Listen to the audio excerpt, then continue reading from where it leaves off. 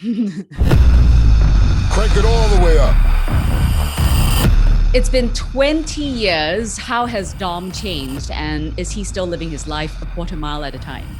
Good question. Good question.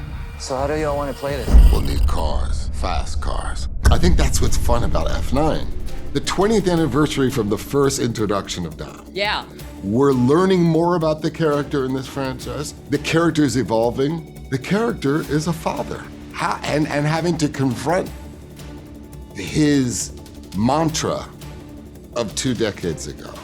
Now with a whole new appreciation for life and the future. How do you feel Letty has changed over the years? I think she's finally in her own skin and very much like Dom matured so much. There's a calmness to her. Yeah. Calmness to him that you wouldn't have seen 20 years ago. You know what I mean? It's like the fire goes, it becomes a wise fire. It's not as agitating. Like burning embers. Yeah, exactly. Yeah.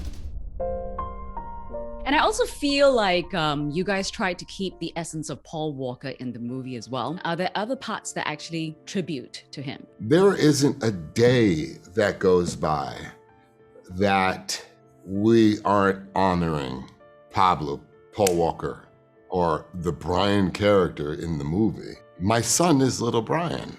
Yeah. So every time you see that character and you see the delight and the joy and this magic in this child's smile and his inquisitiveness and his desire to learn about cars and his innocence, all that's representative of Brian.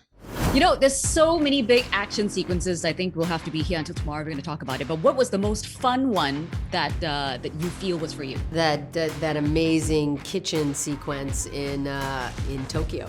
I love that. It was so good. You kicked ass. How about riding the motorbicycle? That looks really hard. Hey, dude, I was riding it on wires. Okay. Yeah, in front of a green screen. And my stunt double's the one who did the jump. She did it live.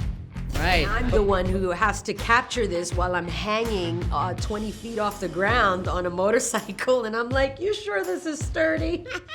Okay, this is a bad time to mention this, but I don't drive. In reality, when it comes to driving, what sort of driver are you? Would you say you are a speedster or a cruiser on the roads? I'm in between.